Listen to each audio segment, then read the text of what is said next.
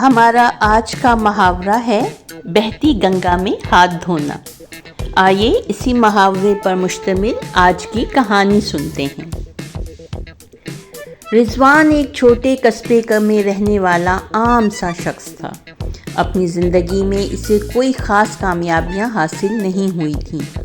وہ ایک معمولی نوکری کرتا اور دن گزار لیتا، مگر رضوان میں ایک خاص بات تھی۔ وہ مواقع تلاش کرنے اور ان سے فائدہ اٹھانے میں مہارت رکھتا تھا۔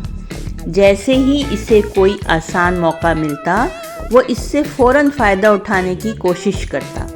ایک دن قصبے میں یہ خبر پھیل گئی کہ حکومت نے ایک نیا پروجیکٹ شروع کیا ہے، جس میں بے روزگار لوگوں کو آسان قسطوں پر قرضے دیے جائیں گے تاکہ وہ اپنے کاروبار شروع کر سکیں۔ رضوان کو یہ سن کر لگا کہ یہ ایک بہترین موقع ہے بہتی گنگا میں ہاتھ دھونے کا۔ اس نے فوراً اپنی کاغذی کارروائی مکمل کی اور قرضے کی درخواست جمع کرا دی۔ قرضہ ملنے کے بعد رضوان نے کاروبار کرنے کے بجائے اس رقم سے اپنی ذاتی ضروریات پوری کرنا شروع کر دیں۔ نئے کپڑے، مہنگے جوتے اور دوستوں کے ساتھ کھانا کھانے میں پیسے خرچ کرتا رہا۔ یہ سب کرتے ہوئے اس نے سوچا کہ جب حکومت سے نیا پیسہ ملے گا تو مزید منصوبے بنا لے گا۔ چند ماہ گزرے اور اس کی رقم ختم ہو گئی۔ اب وہ پریشان ہونے لگا کیونکہ قرضے کی قسطیں شروع ہونے والی تھیں، مگر اس کے ذہن میں پھر ایک نیا منصوبہ آیا۔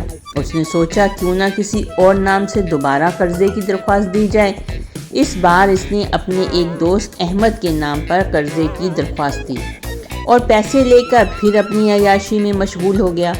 لیکن اس بار اس کا منصوبہ الٹا پڑ گیا۔ حکومت نے چیکنگ کا نظام سخت کر دیا تھا اور اس کے جعلی قرضے کے معاملے کا پتہ چل گیا۔ اب اسے عدالت میں طلب کر لیا گیا اور عدالت میں اس پر الزام ثابت ہوا اور اسے بھاری جرمانہ ادا کرنا پڑا، بلکہ جیل بھی جانا پڑا۔ جب وہ جیل میں بیٹھا تھا تو اس سے اپنے کیے کا احساس ہوا۔ اس نے سوچا کہ اگر اس نے پہلے قرضے کو ایمانداری سے کاروبار میں لگایا ہوتا تو آج یہ دن نہ دیکھنا پڑتا۔ اس نے اپنے اندر تبدیلی لانے کا فیصلہ کیا۔ جیل سے رہائی کے بعد اس نے سچے دل سے محنت کی اور واقعی ایک چھوٹا کاروبار شروع کیا۔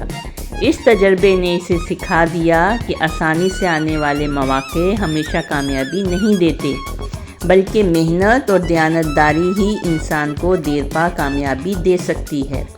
اس کہانی سے ہمیں یہ سبق ملتا ہے کہ زندگی میں آنے والے مواقع سے فائدہ اٹھانا ضروری ہے، مگر ایمانداری اور دیانتداری کو نہ چھوڑا جائے۔